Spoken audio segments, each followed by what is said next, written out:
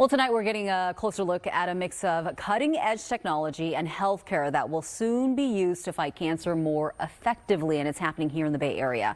Business Tech reporter Scott Budman is joining me. And Scott, you got a first-hand look at this machine. Yeah, it's pretty impressive, Yeah. Gia. Stanford is, as we speak at this hour, in fact, showing off a new machine that it says will more effectively target several types of cancer by better focusing on patients and tumors in the body. Also, the technology takes up a lot less space than it used to, which means it can be put in more hospitals and clinics.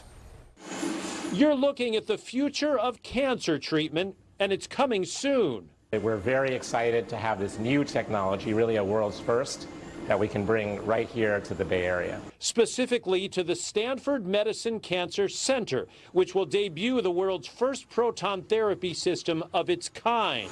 Powered by a small linear accelerator, the system is much smaller than current machines that fight cancer this way. Stanford says it's also more accurate. We try to focus a high dose of radiation right on the tumor and minimize the collateral damage to all the surrounding organs. Those beams can be better focused, partly because the patient can be more easily moved by the doctor. More focused treatment means fewer side effects, especially for younger patients. There's much less radiation going to the surrounding normal tissue, which, as you can imagine, is especially beneficial in a kid who is growing, developing. Their body's more sensitive to these effects of radiation. The goal is to eventually make the cancer treatment available to many more people.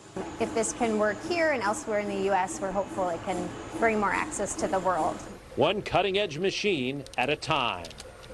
Okay, so Scott, it is smaller than other systems, but we saw you in that tease, and it is fairly big. So how does it get to Stanford and eventually to others? Yeah, a lot smaller than normally these systems, a lot less space that they take up, Gia. But you're right, it's still big and heavy. They actually craned that one in through the roof. Wow. And it's made out by a company in Massachusetts, and they had to trailer it out. So these things do take a lot of work. But the good news is, by not taking up a whole football field worth of space, this takes up so much less space. It can fit into a single room in a hospital or cancer center that's already there, which makes it not only mobile, but potentially affordable for many more clinics and hospitals. So Stanford starts its in the summer, and they hope to see them in many other hospitals and cancer clinics all over the country eventually. It's really technology that can be made smaller and still as effective. And makes a difference for sure. Yeah. All right, Scott, thank you. You bet. Jess.